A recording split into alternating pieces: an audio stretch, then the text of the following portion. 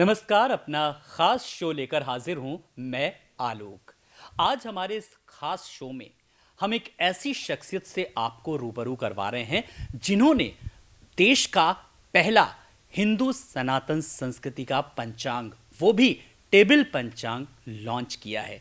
क्या कुछ इसके पीछे वजह है, क्या कुछ सोच है, क्या विज़न है, क्या संदेशा देना चाहते हैं, तो आज हमने खुद स्टूडियो में आमंत्रित किया है डॉक्टर श्याम सुंदर पाठक जी को, जिन्होंने ये कैलेंडर बनाया है। डॉक्टर श्याम सुंदर जी जिस तरीके से एक जीएसटी जो कमिश्नर के अधिकारी हैं, और बड़ी बात यह है कि एक कवि हैं, एक लेखक के तौर पर, एक समाजसेवी के तौर पर भी उनकी पहचान है। तो आज खुद वो कैलेंडर के साथ, या यूं कहें कि टेबल पंचांग के साथ आज हमारे स्टूडियो में हाजिर हैं। डॉक्टर श्याम सुंदर जी नमस्कार, बहुत बहुत आपका स्वागत है हमारे स्टूडियो में। धन्यवाद। तो आज हम जब बात करेंगे, जब हमने कहा इस टेबल पंचांग को लेकर के, तो सबसे पहले डॉक्टर साहब हम चाहेंगे कि जो टेबल पंचांग है, अब दर्शकों को भी बड़ी उत्सुकता हो रही है कि आखिर पंचांग तो उन्होंने देखा है, लेकिन टेबल पंचांग है क्या, ज़रा आप बताइए, क्योंकि आज आप ले करके भी आए हैं खास। देखिए, ये टेबल पंचांग है जी जी। और इस पंचांग की सबसे बड़ी विशेषता यही है कि इसको मैंने युवा पीढ़ी को ध्यान में रखकर बनाया था। मेरे दिमाग में एक विचार था, आजकल की पीढ़ी जो हमारे 12 महीने हैं सनातन संस्कृति के, हिंदुओं के, वो आजकल की पीढ़ी में शायद ही किसी बच्चे को याद हों।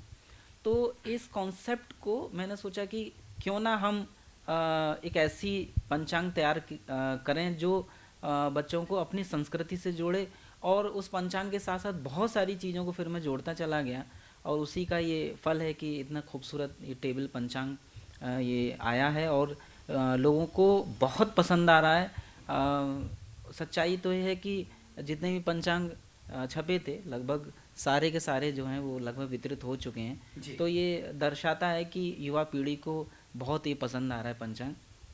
तो मैं दिखाना चाहूँगा इस पंचांग की सबसे बड़ी विशेषता ये है कि सबसे पहली बात तो ये हमारे विक्रमी संवत 2082 का ये पंचांग है। तो एक चीज़ जो मुझे बतानी है कि हमारा जो नया वर्ष है वो 2025 नहीं है, ये तो अंग्रेजी कैलेंडर का 2025 है।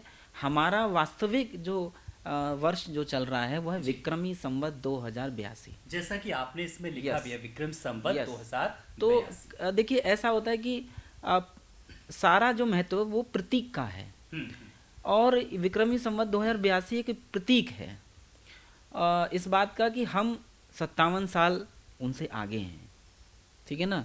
तो दूसरी बात की ये बात कहा जाता है कि आज हम जो ग्रेगोरियन कैलेंडर है जिसको हम यूज़ करते हैं, खुद पॉप ग्रेगोरियन ने यहीं से सारा चीज़ें ली हमारे ही कैलेंडर से, और आज हम उन्हीं के कैलेंडर को फॉलो कर रहे हैं। तो अब हमको अनुकरण नहीं करना है, उन्होंने हमारा अनुकरण किया।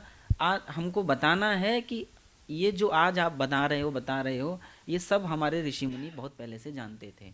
एक बार एक रियल घटना है कि एक बार रूस से एक बड़े वैज्ञानिक आए जो सूर्य ग्रहण और चंद्र ग्रहण पर कार्य कर रहे थे।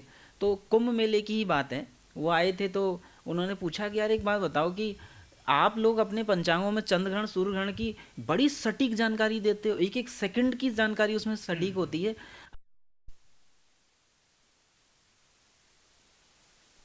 बताता है। तो वो व्यक्ति बड़ा मुस्कुरा और लेकर गया, बोले आइए चलिए हम आपको अपनी वेधशाला में ले जाते हैं। और जाके एक ब्राह्मण जो ज्योतिषाचार्य थे, जो पंचांग निर्माता थे, छोटी सी कुटिया में बैठे थे, पंचांग बना रहे। तो बोले ये है हमारी वेधशाला, ये है हमारे वैज्ञानिक। आप सोचिए कि एक छोटे से कमरे में बैठ के हमारे पंचांग निर्माता, हमारे ज्योतिष शास्त्र के ज्ञाता कितनी सटीक गणना बताते हैं, और ये भी बताते हैं कि चंद्रग्रहण दिखेगा तो कहाँ दिखेगा, सूर्यग्रहण दिखेगा तो कहाँ दिखेगा, कब छाया प्रवेश होगा, कब क्या होगा। ये भारतीय ज्योतिष, भारतीय जो विज्ञान है उसी पराकाष्ठा है। तो ज्योतिष को बहुत लोग ये कहकर मजाक उड़ाते हैं कि विज्ञान नहीं है, जबकि वास्तव में ये विज्ञान की पराकाष्ठा है। जी, तो आज हम भी बड़ी शान से कह सकते हैं कि आज ज्योतिष निर्माता या इस पंचांग के निर्माता, कैलेंडर निर्माता आज हमारे साथ हैं, और वो छोटी सी कोठरी में नहीं बल्कि टीवी 27 न्यूज़ के स्टूडियो में हैं। तो देखिए, अब श्याम सुंदर जी, देखिए अब लोगों में कौतूहल हो रहा है, हमारे दर्शकों में खास करके, कि आपने फ्रंट पेज तो दिखा दिया, अब इसमें क्या क्या खास है, क्योंकि हमने सुना है इसके अंदर बहुत कुछ ऐसी अहम जानकारियां हैं। देखिए, ये मैं सबसे पहले तो जी, जी। मैंने इसमें पंचांग देखना सिखाया है। हम्म। पंचांग देखा कैसे जाता जी, है, जी। पंचांग का मतलब क्या होता है? पंचांग का मतलब होता है 5 अंग। ठीक है, नक्षत्र, तिथि, वार, योग और करण, ये 5 अंग जिसमें होते हैं वो पंचांग होता है। इन पांचों चीज़ों को जोड़ने का ये प्रयास है। ये एक बार फिर से बताइए डॉक्टर साहब, ये तो आपने बहुत अच्छी चीज़ बताई। पंचांग का अर्थ होता है 5 अंग, जी, जी। जिसे हम लोग एक्चुअली कैलेंडर बोलते हैं, हमारे वो पंचांग है। जी, जी। पंचांग का अर्थ होता है 5 अंग जिसमें हो, 5 अंग, नक्षत्र, तिथि, वार, योग और करण। ये करण मतलब आधा दिन। जी। तो ये पांचों चीज़ों का समावेश जिस चीज़ में होता है उसको हम पंचांग कहते हैं। तो सारी चीज़ों का समावेश मैंने इसमें किया है। तो पहले तो बताया है, इसके साथ साथ सिर्फ यही नहीं बताया, साथ साथ इसमें हमारे पूरे दिन भर में एक समय ऐसा होता है जिसको हम राहु काल कहते हैं। तो राहु काल जैसे कोई भी वो आपको शुभ काम करना है, कोई बहुत महत्वपूर्ण यात्रा पर जाना है, कोई महत्वपूर्ण निर्णय लेना है, तो हमारे ऋषि मुनियों ने ये देखा, जाना, कैलकुलेट किया कि दिन का 1-1.5 घंटे का समय या 90 मिनट का समय ऐसा होता है जब वो कोई शुभ काम हमको ट्राई करना चाहिए कि हम अवॉइड करें, ना करें, क्योंकि वो उस समय में किया हुआ कार्य जो है वो संपन्न नहीं होता या उसमें बहुत सारी विघ्न बाधाएं आती हैं। तो हमको ये जानना बहुत ज़रूरी है। कई बार आपने देखा होगा ना, आप किसी महत्वपूर्ण काम से निकलते हैं और इतनी बाधाएं आती हैं, और मैंने खुद इसको प्रैक्टिकली किया है जी। कि क्या वाकई ये तुक्का है या महज संयोग है। तो मैंने इसको कई बार एक्सपेरिमेंट किया। राहु काल में मैंने कई बार कुछ महत्वपूर्ण कार्य करने का प्रयास किया और मुझे कोई संकोच नहीं है कहने में कि वो हुआ ही नहीं। हुआ तो इतनी परेशानियों के साथ हुआ कि लगा कि नहीं यार, हमारे ऋषि मुनियों ने। ऐसे ही एक मुहूर्त और होता है, अभिजीत मुहूर्त। अभिजीत मुहूर्त वो मुहूर्त है जिसका भी महत्व मैंने इसमें समझाया है। तो सबसे बड़ी बात है कि हर चीज़ को मैंने इसमें समझाया है। तो अभिजीत मुहूर्त क्या है? अभिजीत मुहूर्त वह समय है जब भगवान राम पैदा हुए। भगवान राम दोपहर को 12 बजे पैदा हुए। और अभिजीत मुहूर्त दिन में भी आता है और अभिजीत मुहूर्त रात को भी आता है, यानी कि अंतर को भी आपने समझा। हाँ, तो वो भी मैंने बताया है। तो रात को 12 बजे अभिजीत मुहूर्त आता है। तो भगवान कृष्ण का जन्म भी अभिजीत मुहूर्त का है। और भगवान राम ने रावण का वध भी अभिजीत मुहूर्त में किया है। अभिजीत का मतलब होता है जिसमें जीत लिया गया या जीता जाए। तो अभिजीत मुहूर्त में आप कोई भी काम करेंगे तो ये लगभग 12 बजे के आसपास का लगभग 40 मिनट का ये समय होता है। उस समय आपको कोई मुहूर्त देखने की ज़रूरत नहीं है, आप जो मर्जी आए कर सकते हैं, आपको कोई मुहूर्त देखने की आवश्यकता नहीं है। तो वो भी मैंने इसमें बताया है कि अभिजीत मुहूर्त का महत्व क्या है। इसमें बहुत कुछ खास है। डॉक्टर साहब जितना बताते जा रहे हैं इस टेबल पंचांग के बारे में, उतनी ज़्यादा उत्सुकता या यूँ कहें कि कौतूहल होता जा रहा है इस टेबल पंचांग के बारे में। इस टेबल पंचांग के बारे में तो मैं और चीज़ें जानूंगा, लेकिन डॉक्टर साहब अब मुझे एक चीज़ जाननी है जो मुझे लग रहा है कि आप तो इतने बड़े जीएसटी कमिश्नर अधिकारी हैं, फिर इन सब चीज़ों के लिए वक्त कैसे निकला, कैसे जहन में आया जिससे जो चीज़ें आत्मसात करने वाली हैं आपसे? देखिए, मैं आपको बताऊं कि चाहे जीएसटी ऑफिसर के रूप में, आज असिस्टेंट कमिश्नर के रूप में मैं सेवाएं दे रहा हूं, इससे पहले प्रांतीय शिक्षा सेवा में मैं प्रधानाचार्य के रूप में भी रहा और 11 साल में लेक्चरर रहा। हम चाहें जो भी पद पर सेवाएं दें, उसका अंतिम उद्देश्य क्या होता है? समाज का कल्याण। भाई चाहे हम अध्यापक हैं और हमारे पढ़ाने से यदि बच्चे का जीवन नहीं बदल रहा तो हमारे अध्यापन का कोई अर्थ नहीं है, ठीक है ना।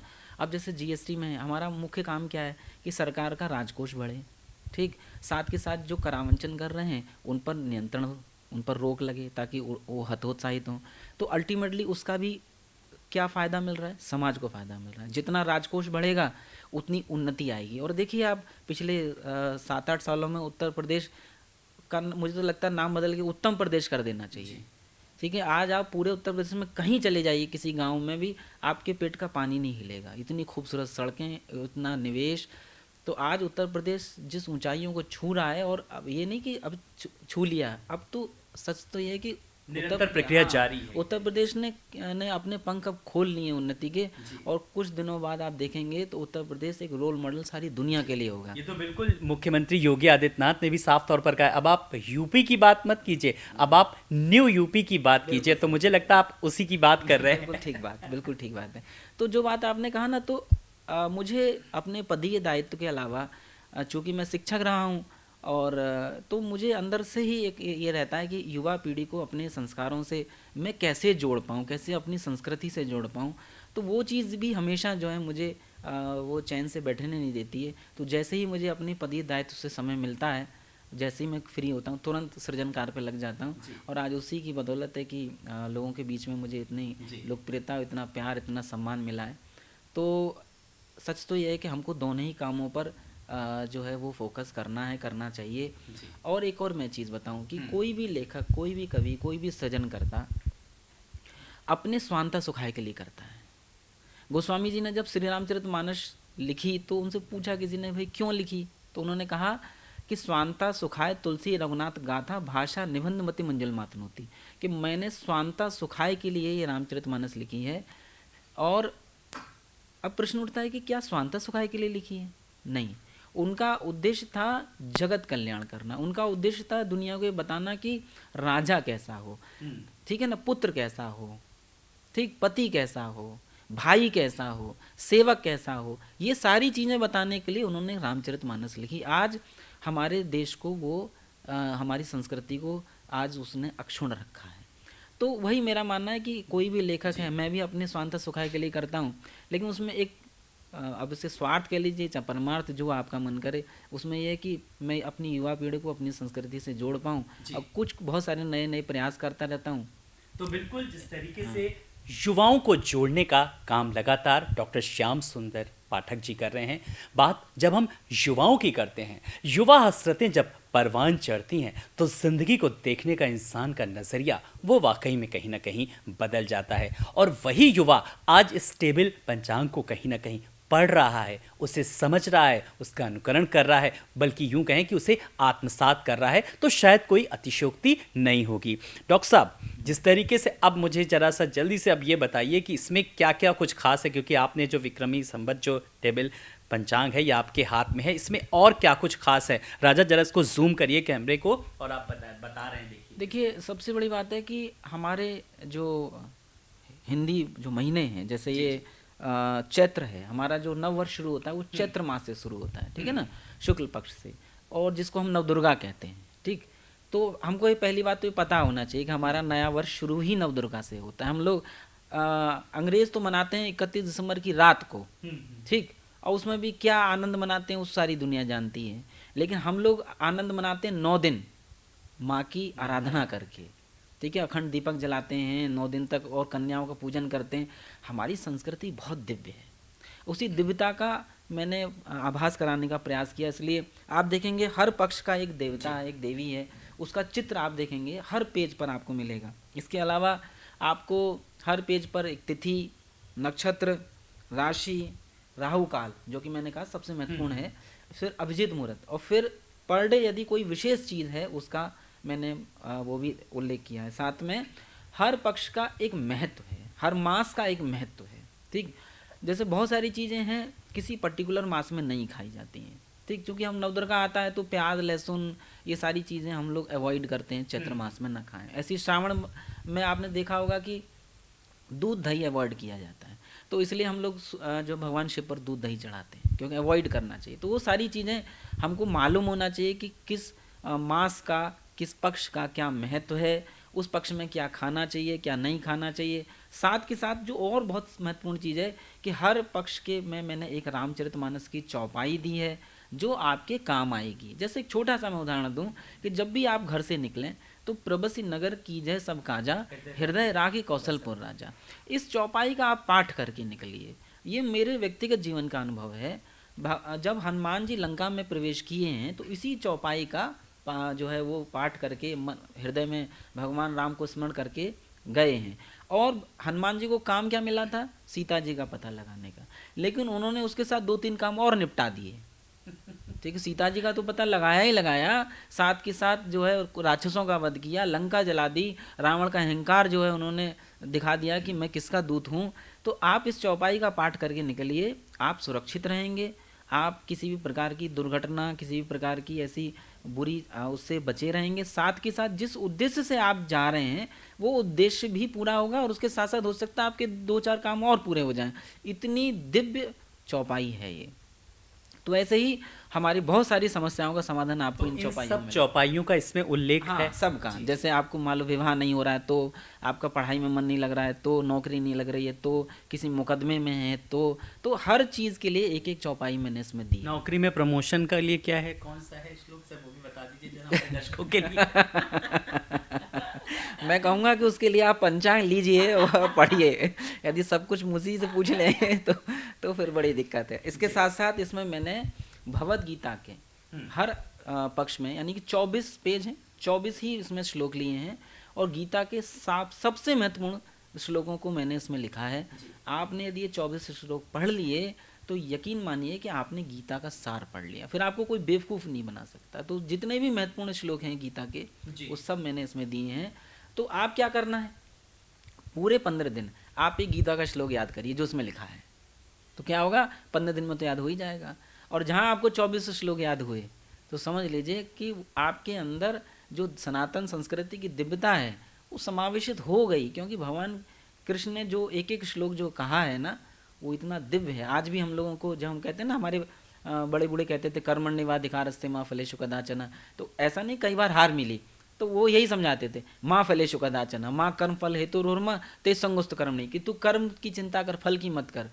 तो कई बार हम सोचते हैं यार क्यों कहते हैं, फल की चिंता क्यों नहीं करें, लेकिन आज जब हम यहाँ बैठे हैं तो हमको लगता है कि वाकई वो सही कहते थे। क्यों? क्योंकि जो पाया है वो तो सोचा ही नहीं था, उससे तो कई गुना पा लिए। हमने कभी सोचा थोड़ी था कि यहाँ तक पहुँच जाएंगे, हम तो सोचते थे कि एक टीचर बन जाए, लेक्चरर बन जाए, बहुत है, और आज यहाँ बिठा दिया।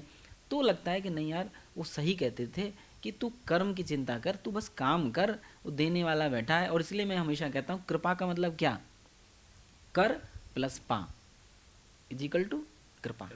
तू करेगा तो पाएगा, लोग कहेंगे कृपा है, नहीं करेगा तो नहीं पाएगा, लोग कहेंगे कृपा नहीं है। ज़्यादा करेगा ज़्यादा पाएगा, कम करेगा कम पाएगा। अब ज़्यादा पाना चाहते हो, हर आदमी ज़्यादा पाना चाहता है, तो भाई पाने की चिंता ना करो, ज़्यादा करने लगो, स्वाभाविक रूप से। लेकिन जिस कृपा को आपने डिफाइन किया है वो सबसे ज़्यादा मुझे लगता है आप पर बरस रही है। देखिए, एक अधिकारी होते हुए कितना बढ़िया, देश का आपने पहला ऐसा टेबल पंचांग लॉन्च किया है। और इसमें क्या कुछ खास है? बस हर पेज पर आप देखेंगे। अब जैसे अक्षय तृतीया जो है अब आने वाली है, तो अक्षय तृतीया भगवान परशुराम का जन्म दिवस है। साथ के साथ पृथ्वी का निर्माण जो हुआ था वो अक्षय तृतीया को हुआ। और अक्षय का अर्थ क्या है, अक्षय, जिसका क्षय ना हो। तो अक्षय तृतीया पर किया गया किसी भी प्रकार का दान पुण्य, उसका कभी क्षय नहीं होता। ये आपकी ऐसी एफडी है जो आप जिंदगी भर भुनाते रहिए। तो हमारे यहाँ इसलिए अबूझ मुहूर्त कहा जाता है। कोई कुछ नहीं समझ में आ रहा हो कब क्या करना है, अब ये अबूझ मुहूर्तों पे यानी अक्षय तृतीया पर कर डालिए, वो काम आपका अक्षय हो गया, हमेशा हमेशा के लिए वो काम हो गया। तो हमारे ऋषि मुनियों ने ऐसे भी मुहूर्तों की खोज की कि जब आपको सोचने विचारने की आवश्यकता नहीं। तो इस पंचांग के अंदर इतना सब है। अक्षय तृतीया के बाद अभी और भी सारे जो पर्व आ रहे हैं उनके बारे में भी जरा बताइए डॉक्टर साहब। अब जैसे आप देखेंगे तो ज्येष्ठ मास के कृष्ण पक्ष में अब बढ़वा मंगल, आपने एक बड़ा नाम सुना होगा, बुढ़वा मंगल या बड़ा मंगल। तो आप देखेंगे लखनऊ में सबसे ज्यादा बना है। हाँ, लखनऊ में तो बहुत ही इसका वो है। तो आप देख रहे होंगे कि हनुमान जी और भगवान श्री राम गले मिल रहे हैं। तो ज्येष्ठ मास के कृष्ण पक्ष में मंगलवार के दिन भगवान राम और हनुमान का मिलन हुआ था, इसलिए उसको बड़ा मंगल कहा जाता है। तो हर छोटी बड़ी चीज़ को मैंने इतनी बारीकी से इतना सब बताया है कि आप उसको सिर्फ पढ़ते जाइए। पढ़ने के बाद आप खुद महसूस करेंगे कि भाई मुझे बहुत कुछ समझ में आ गया। तो अब हम इसके बारे में भी जानते जाएंगे। और डॉक्टर श्याम सुंदर जी, जब कहा जा रहा है तिथि ग्रह नक्षत्रों के अलावा एक जीवन का एक सूक्ष्म पल भी है, इसको देखने से तात्पर्य, इस तरह वाक्य को जरा आप शब्दों में अपने बता करके हमारे दर्शकों तक पहुंचाइए सर। देखिए, मैं आपको बता दूं कि हमारे ऋषि मुनियों ने पंचांग बनाया क्यों, ये सबसे बड़ा बात होता है। देखिए, हमारे ऋषि मुनियों ने, इसमें तो कोई शक ही नहीं है कि वो ग्रह नक्षत्र, ठीक है ना, तारों की गति को बहुत गहराई से समझ चुके थे। इसलिए जो 27 नक्षत्र बनाए वो क्या हैं, तारा समूह हैं। अब उन तारा समूहों को उन्होंने आकृति का रूप देकर वो नाम दिए, ठीक। और चंद्रमा जब जब उन नक्षत्रों में पहुंचता है तो उसका रिजल्ट कुछ और होता है, और उसका हमारी बॉडी पर क्या इम्पैक्ट है, ठीक। सारे ग्रहों का, जो हमारे 9 ग्रह हैं, उन सब का हमारी बॉडी पर क्या इम्पैक्ट है, उस सब का उन्होंने विस्तृत अध्ययन किया। और उन्होंने ये बताने की कोशिश की कि भाई आप कैसे बेस्ट आउटपुट दे सकते हो, कैसे आप अधिक से अधिक उन्नति कर सकते हो, उसका एक सबसे सरल रूप जो है वो पंचांग है। और आज भी आप बहुत से लोग ऐसे वामपंथी लोग भी जो इस ज्योतिष को झूठ कहलाते हैं कि ये सब झूठ है, और तो जब भी वो भी ब्याह जब कराने जाते हैं अपने बच्चों का, तो पंडित जी से कोने में पूछ लेते हैं, पंडित जी को बढ़िया सा मुहूर्त हो तो बताना जरा, ठीक है ना। घर यदि बनवाना होगा तो चुपचाप कहीं पूछ आएंगे जाके कि कोई बढ़िया सा मुहूर्त हो घर बनवाने का। सच्चाई ये है कि कोई इसका विरोध करे चाहे समर्थन करे, मानते सब हैं, जानते सब हैं कि भारतीय संस्कृति, भारतीय ज्योतिष वो हमारे कल्याण से के लिए जुड़ी है, हमारे कल्याण के लिए है। और यही एक ऐसी संस्कृति है, मुझे गर्व होता है ये बात कहने में कि मैं उस देश का वासी हूँ जो सब में प्रभु को देखता है। तभी तो गोस्वामी जी लिखते हैं कि सिय राम मैं सब जग जानी, करहूँ प्रणाम जोर जुग पानी, कि मैं सब में उस प्रभु सीताराम को मैं देखता हूँ। तो हम तो वसुधैव कुटुम्बकम वाले लोग हैं, सारी दुनिया को अपना परिवार मानते हैं। यही एक ऐसा देश है जो कहता है सर्वे भवन्तु सुखिनः। बिल्कुल। और कहते भी हैं कि जब हम भारत की बात करते हैं, भारत भूमि एक महान संस्कृति की पर्याय है, जहाँ कहते हैं पत्थरों में भी देवी देवताओं के दर्शन होते हैं। और ये सिर्फ और सिर्फ हमारी आस्था ही है और हमारी सनातन संस्कृति है। और उसी सनातन संस्कृति को किस तरीके से स्टेबल पंचांग के ज़रिए जो एक जानकारी एक जगह पर, जब हम आज कहते हैं दुनिया का ग्लोबलाइजेशन हो गया है, दुनिया गांव बन के रह गई है, और आज देखिए सनातन संस्कृति इस टेबल पंचांग में कहीं ना कहीं सिमट कर रह गई है। जब बड़ी बात ये आपने करा तो आप सबके जीवन में एक प्रेरणा मिलती है, तो आपको वो आधार किसका था, किससे मतलब था आप प्रेरित थे? देखिए सच तो ये है कि आप करते नहीं हैं, आप कराए जाते हैं, आप बनते नहीं हैं, आप बनाए जाते हैं। वो ईश्वर कराता है, ठीक है ना। एक भजन आपने सुना होगा, करते हो तुम कन्हैया मेरा नाम हो रहा है। सच तो ये है कि ये ईश्वरीय कृत है, ये मैंने तो केवल नाम भर रख दिया है, मेरा नाम लिख गया है बस इस पर। सच्चाई ये है कि वो ईश्वरीय प्रेरणा है। मैंने जब ये छोटा सा विचार लिया था, मुझे खुद नहीं पता था कि इतना खूबसूरत और इतना यूज़फुल पंचांग आ जाएगा। और इसके बाद बहुत सारी प्रतिक्रियाएं आई हैं, और आपको हैरानी की बात ये बताऊं कि जितनी लोकप्रियता इसकी हिंदुस्तान में है उससे ज़्यादा नेपाल के अंदर है। और नेपाल में भी मेरे को इतनी डिमांड आ रही है, उन्होंने कहा है कि चूँकि वहाँ तो विक्रमी संवत ही चलता है, वहाँ अंग्रेजी कैलेंडर नहीं है, वो 2025-26 नहीं करते, उनके यहाँ विक्रमी संवत 2082, क्योंकि उनका वो राजकीय कैलेंडर है। वहाँ जैसे हम लोग कोई डेट लिखे आज की तो वो एकादशी द्वादशी त्रयोदशी लिखते हैं, उनके यहाँ ये अंग्रेजी तिथियाँ नहीं लिखी जाती हैं। तो वो लोग हमारी संस्कृति को शुद्ध रूप में मान रहे हैं। हम तो तब भी जो है वो थोड़े से अंदर से भारतीय हैं और बाहर से अंग्रेज ज़्यादा हो गए हैं, वो लोग तो बिल्कुल ही उससे दूर हैं। तो मुझे खुशी है इस बात की। तो ये सच तो ये है कि ये ईश्वर की प्रेरणा से ही तैयार हुआ है, और उन्हीं की प्रेरणा है कि लोगों तक जा रहा है ये और बहुत लोकप्रिय हो रहा है। तो मैं तो इसका श्रेय न ले सकता हूँ और न मुझे इसका कोई श्रेय जाता है। डिप्लोमेटिक जवाब। नहीं। चलिए, लेकिन कुल मिलाकर के जब हम इस टेबल पंचांग की बात करी, भारत के पहले जो सनातन संस्कृति से जुड़ा पंचांग है, आज स्टूडियो में आप आए और इस पंचांग के ज़रिए चलते चलते एक फाइनल कमेंट कि हमारे युवा पीढ़ी को, जो आने वाली युवा पीढ़ी है, उसके लिए क्या संदेश है? देखिए, मैं आपसे एक बात कहूँगा कि थोड़ी देर के लिए ये मोबाइल छोड़िए, ठीक है ना। ये मोबाइल में जो व्हाट्सएप यूनिवर्सिटी है, इसमें दुनिया भर के हम लोगों की, एक तो युवा पीढ़ी की पढ़ने की आदत ख़त्म हो गई है, ठीक है ना। तो ये पढ़ने की आदत ख़त्म हो गई है, उसको फिर से जागृत करने के लिए ये सब प्रयास हैं, छोटे छोटे प्रयास हैं, ठीक। तो आप लोग पढ़िए, अपनी सनातन संस्कृति से जुड़िए, ठीक है ना। और वैज्ञानिक या पढ़े लिखे हो जाने का मतलब ये नहीं कि आप ईश्वर से दूर हो जाएं। अल्बर्ट आइंस्टाइन से बड़े तो आप नहीं है ना, he was the greatest mind, ठीक। वो लिखते हैं कि विज्ञान जहाँ समाप्त होता है वहाँ से अध्यात्म शुरू होता है। और उन्होंने जो थ्योरी ऑफ रिलेटिविटी की जो उन्होंने खोज की है, आश्चर्य की बात है कि वो उन्होंने भगवत गीता से ली है।